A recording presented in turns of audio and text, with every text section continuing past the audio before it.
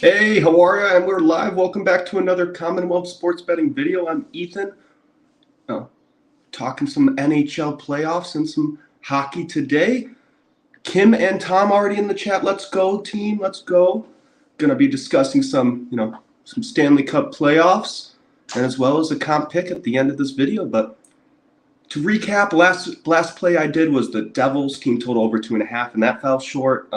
They lost. It was 5 days ago. They lost 5-1 to the Canes, and didn't seem to get anything going. But did they bounce back yesterday. So pretty interesting series. So I'm excited to keep watching these games, honestly. But let's go, Ray. Here we go, back again. But look, going through the series, Seattle versus Stars. So Kraken versus Stars. Seattle leads 2-1 after humiliating the Stars last night, 7-2. It was pretty tough. They seemed like they scored on every single thing. Jake Odinger, I don't know, didn't have his best stuff there, and just did not really come through. Wes, you're rolling with VJ with the Golden Knights today. Interesting. But hey, I'll get to you at the end of this video. I got something for you. But the Kraken right now, looking at the bookmaker, the series line, the Kraken is -118, Stars +102. Maybe a bounce back is in store for Dallas, but Seattle has been playing very physical and will be pretty hard to bounce back and come back from that. Seattle, every time you would look, they were leading in hits, leading in the physicality stats, and just it's tough to win those games when your whole team's worn down and you're just keep going, and they can't score, especially behind Philip Grabauer, and he's just been seemingly lights out for the Kraken. Interesting series, of course, but on to the next one. Hurricanes and the Devils. The Hurricanes. What's up, Fax Man? Good to check in. Nice seeing ya. Let's go. But Hurricanes, Devils. Canes lead 2-1 in the series after losing 8-4 yesterday. I thought it was like a lacrosse game I'm watching or something with how much scoring was done. It was just ridiculous. Every time the Devils had the puck, it seemed like they scored or put something there. But right now, the live series line, according to bookmaker, is Carolina -183 and Devils +163. That's to win the series. So, Canes are still up, leading 2-1. But it seems like New Jersey has them right where they want them. And they were down 2-0 in the first series against the Rangers and came all the way back. And that was when they lost the first two games at home in the first round, too. They won the next two games on the road in Madison Square Garden. But, it's not a far trip from the Prudential Center to Madison Square Garden. But more so, you got more Ranger fans in that area. It's just a more established team. Got more people in New York, yada, yada, all that stuff. So can they do it again? Can they come back and do it again down 2-0? Who knows? It's +163 if you like that, if you think they're going to come back from that. But if they play like they did yesterday in every single game, I mean, I don't know how you don't think they do.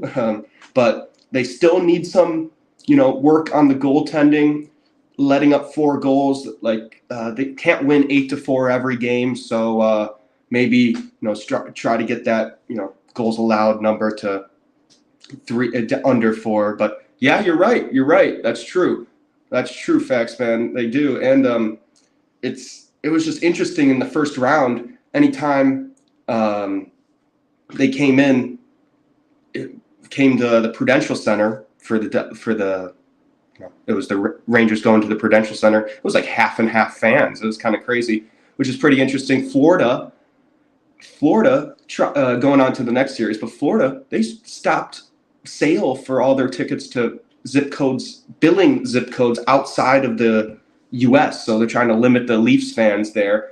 And it still seemed like every time the Leafs scored, it was half of them jumping up and going crazy. But as we know, Florida still leads that series 3-0 after beating the Leafs 3-2 in overtime. it's going to be tough for the Leafs. It's the series line right now is -928 for the Florida Panthers to close out the series, and Toronto Maple Leafs +673 to come back from a 3-0 deficit. Only 4 teams ever in the history of the Stanley Cup playoffs have come back from a 3-0 deficit.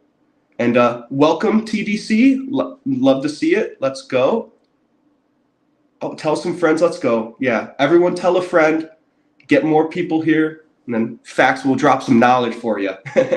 Drop some more facts for you. But it's been like an emotional roller coaster for the Maple Leafs, winning the first round, finally advancing to the second round since 2004. Since 2004, it's ridiculous, but they still have not won a second round game since 2004 as well. So do they do they at least win 1 or 2, or try to basically, try to show some fight? They did take, Florida overtime, but Florida did win in overtime, so they won that right there. But yeah, you're right, Mike. It seemed like there was a lot of Toronto fans there still, no matter what.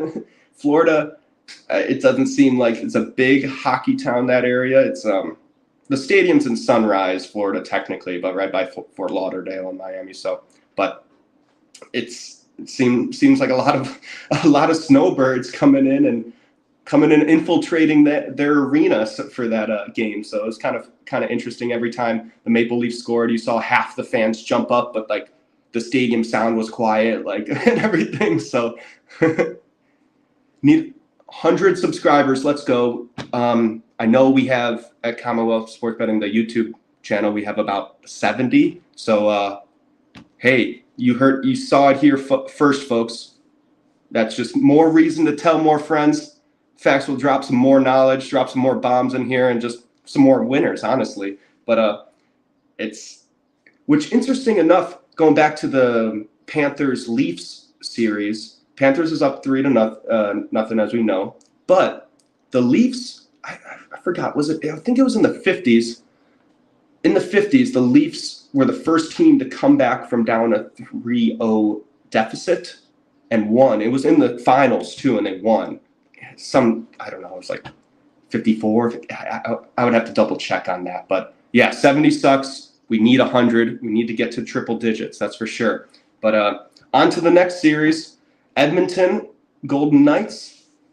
Edmonton evens the series after a 5-1 win last game. Seemed like they were in control the whole game, scoring at will. Right now, the live series line is -202 Edmonton Oilers to win and close it out, and Vegas Golden Knights +176 to win. So, yeah, still tied. This is the only game that they haven't played 3 games, so that's why it's on solo tonight. But that leads me on to the comp pick. And I'm sorry, Wes, I'm going against you here, unfortunately, but you are on an island there, so I respect that. But I like the Oilers -1 at -124. So some books offer the -1 bet. So it basically means, if they go to OT and the Oilers win, we push. And but if they cover, obviously the puck line, we win, of course. So it's a little bit of an extra hedge. I like to do that more so in the playoffs because just anything can happen. One lucky bounce, one lucky score, and teams are playing hard throughout the whole game, basically. So they'll pull goalies and early and try to just get more shots on net. So I like to do this just in case, anything. But yes, Wes seems to be the island boy here, but I respect it. I understand why you want to go that route with the Golden Knights, but I can't see them. I can't see the Oilers going down 2-1 here in the last 2 games versus the Golden Knights. Edmonton has better Corsi for, Fenwick for, expected goals for, scoring chances for, and high danger chances for. But 50s, if you like a play, you have to tell these guys to grab their nuts and bang it like a cheerleader. But, that's true. That's true. I was more so, I would take, if this was the regular season, I would definitely would take in the -1.5 at +128 or +130 odds. But I like this play here. I think you don't have to lay too much to get that -1.